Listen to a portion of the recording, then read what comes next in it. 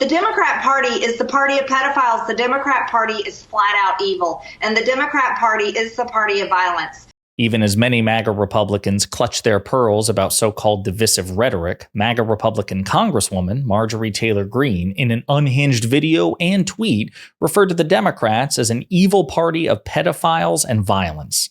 But before we unpack all that, if you end up liking this video and you want to support the channel, please be sure to hit the like, subscribe, and alert bells before you go. All right, friends, we have several clips to look at in this video. Obviously, recently, there was a failed assassination attempt on Donald Trump, which Democratic leaders, including President Biden, AOC, and Bernie, quickly and unequivocally condemned, as do I. There's no room in an advanced democratic republic for political violence. The election is about 4 months away. That's how we beat Donald Trump, at the ballot box. And there's also the criminal justice system. Probably do a video about that recently with new developments. But the bottom line is those are the tools by which we confront somebody like Donald Trump. And yet, MAGA Republicans are taking the opportunity to clutch their pearls about so-called divisive rhetoric, even though, as I'm about to prove yet again, they have the market cornered on divisive rhetoric. While they're clutching their pearls saying, oh, it was Biden's rhetoric, it's Democrats' rhetoric, which led to this registered Republican conservative trying to shoot Donald Trump, you have a sitting member of Congress, MAGA Republican Congresswoman Marjorie Taylor Greene, saying this in response to the assassination attempt on Donald Trump. You know, it is a battle of good and evil. That is exactly what this is. And I feel it every time I go into Washington. Look at the views and the policies of the left. This is the party that is literally trying to destroy God's creation and tell children they can be more than two genders, which is an absolute lie and a complete attack on God. The Democrat Party is the party of abortion, murdering the innocent unborn. The Democrat Party is the party of violence, just as Ben stated. And just as we have witnessed for years now. Never forget it was Antifa and the radical left that nearly burned down Washington, D.C. on President Trump's inauguration night in 2017. And then they continued to riot for years. And then the horrific riots night after night in 2020 after George Floyd died from a drug overdose, by the way. As all of the reports have said and toxicology reports have said, the Democrat Party is the party of pedophiles. The Democrat Party is flat out evil. And the Democrat Party is the party of violence. The Democrat Party is the party that wants to lock up their political enemies and wants them to all die in prison. They put Steve Bannon in prison. Peter Navarro, thank God, is about to get out, and we look forward to seeing him at the RNC. They want to lock up President Trump for the rest of his life so he dies in jail. And they are locking up January 6th election protesters still every single day. And so you get the picture. That is a sitting Republican Congresswoman referring to, I mean, she even, or somebody who is literate on her account typed it out for her. We're in a battle between good and evil, says Marjorie Taylor Greene. The Democrats are the party of pedophiles, murdering the innocent unborn, violence, and bloody, meaningless, endless wars. They want to lock up their political opponents and terrorize Americans, innocent Americans, who would tell the truth about it. The Democratic Party is flat out evil, and yesterday they tried to murder Donald Trump. So much wrong here. Let's just go ahead and fact check a couple of things. We probably start at the beginning. So there is a really informative website. It's called GOPpredators.wordpress, if I remember it correctly, where it categorizes, it catalogs all of the known public arrests, accusations, convictions of Republican sexual abusers, people who commit crimes against children, against their spouses and partners, domestic violence, things of that nature. Murdering the innocent unborn. Of course, this is something that Republicans constantly say when waging their war against reproductive rights. Maybe if they would help support, pre- and neonatal care, contraception, comprehensive sex education, there'd be fewer abortions in this country, which is usually the case, actually, when Democrats are in power. Bloody, meaningless, endless wars. The United States of America is actually in one fewer war under President Biden, because it was Biden who actually formally ended the war in Afghanistan by getting us out, even though Trump promised that he would and never delivered. They want to lock up political opponents. It was Donald Trump who campaigned in 2016, 2020, and 2024 on jailing his political opponents. Hillary Clinton didn't do that. Barack Obama didn't do that. Joe Biden didn't do that. Donald Trump, when he was president in 2020, repeatedly tried to jail his political opponents. It's just that his Department of Justice refused to comply. He doesn't get credit for their bravery, for their refusal to comply. That's just effectively, it's like, again, as I've said before, it's like trying to give credit to an attempted murderer for failing in the murder attempt. That's not how that works. Terrorize innocent Americans who would tell the truth about it.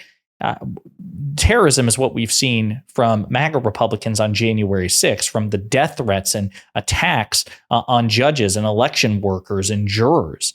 And then she says the Democratic Party is flat out evil. Generally speaking, more people support the Democratic Party than the Republican Party, which is why in the past 30 years, there's only been one Republican president who's won the popular vote. So she's referring to at least half, if not more, of the country as evil. Now, I have my beef with the Republican Party, as I've told you, especially its leaders. I've said that the Republican Party has become an authoritarian cult of personality with no limiting principle. I've also said that that doesn't refer literally to every Republican, and that my contempt is for Republican leaders who know better and who mislead and propagandize people within the party. I grew up in red states. I grew up in conservative states. I have family members and friends who are conservative, who are unfortunately very often victims of bad Republican policy. I would never refer to half of America as literally evil. A sitting Republican congresswoman did just that.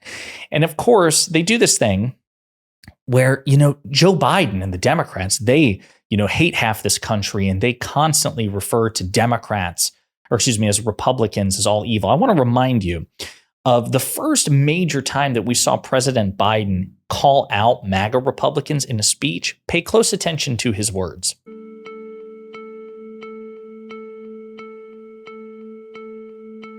Too much of what's happening in our country today is not normal. Donald Trump and the MAGA Republicans represent an extremism that threatens the very foundations of our republic. Now, I want to be very clear up front. Not every Republican, not even the majority of Republicans, are MAGA Republicans. Not every Republican embraces their extreme ideology. So the president of the United States was very, very, very careful with his words. He, if anything, you could make the argument that he was too generous with how much MAGA animates the Republican Party, but he bent over backwards to say he's not vilifying half the country or even the majority of Republicans. He was calling out MAGA Republicans and being very, very precise with his words. Whereas Marjorie Taylor Greene, a sitting Republican congresswoman, apparently thinks that every Democrat, not just the politicians, not just the influencers, not just the president of the United States, but voters as well, that they are evil and a party of pedophiles and violence and all these things. Now, President Biden actually sat down for an interview with Lester Holt on NBC tonight. I don't think the full thing has been released, but he is also asked about rhetoric, right? And how we refer to one another and each other's parties. And of course, because the media ecosystem is so biased towards Republicans and grades them on a curve, the question that you're about to hear suggests that there's an equivalence on both sides. I want you to listen to how President Biden answers this question. But have you taken a step back and done a little soul searching on things that you may have said that could incite people who are not balanced? Well, I don't think, look, how do you talk about the threat to democracy, which is real, when a president says things like he says? Do you just not say anything because it may incite somebody? Look, I have not engaged in that rhetoric. Now, my opponent is engaged in that rhetoric. He talks about there'll be a bloodbath if he loses, talking about how he's going to forgive all the, I guess, suspend the sentences of all those who were arrested and sentenced to go to jail because of what happened in the Capitol. I'm not out there making fun of, remember the picture of Donald Trump when Nancy Pelosi's husband was hit with a hammer, joking about it? There is no equivalence here, and any attempt at equivalence is indeed a false equivalence. As a matter of fact, I was curious, so I did a search. You can do keyword searches on Twitter. So I went to AOC, and I'm thinking of some of the key words that somebody might use to describe the Republican Party that Marjorie Taylor Greene used to describe the Democratic Party. So words like evil, right? I could see Democrats referring to Republicans as evil, or at least some Republicans, right? So I did a search on AOC's Twitter account, and she doesn't refer to the Republican Party as a party of evil. I looked at the GOP to see if, like, again, like all Republicans are evil, the Republican Party is a party of evil or violence or whatever, and it's not there. And she'll call out Republicans and a GOP agenda, but she doesn't tar and feather the entire party as evil and a party of pedophiles and groomers. Interesting. AOC, again, another Democratic congresswoman. I looked up Republican. I'm curious here. No, she calls out Republicans, specific committees, specific personalities, but I don't see her refer to the Republican Party as evil or a party of pedophiles and violence. Interesting. And then I even looked up MAGA. Okay, MAGA. Well, that's very specific, right? Like if a Democrat in good faith were ever going to use such blunt language to describe something in the Republican Party, perhaps MAGA would be, the most specific they could get, right? Surely there's a reasonable case to refer to MAGA as evil if there's any reasonable case to be made about anything, right? Except AOC doesn't refer to MAGA as evil, or a party of pedophiles, groomers, and violence. The point is this. I'm not going to sit here and pretend that rhetoric or divisive rhetoric or harsh rhetoric or dangerous rhetoric exists on one side. That is not true.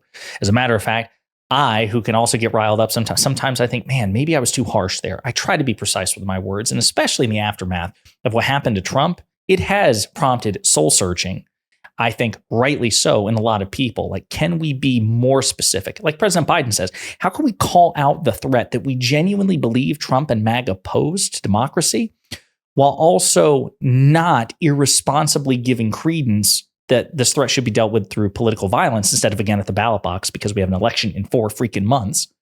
So I've thought about that. But Marjorie Taylor Greene is a sitting member of Congress.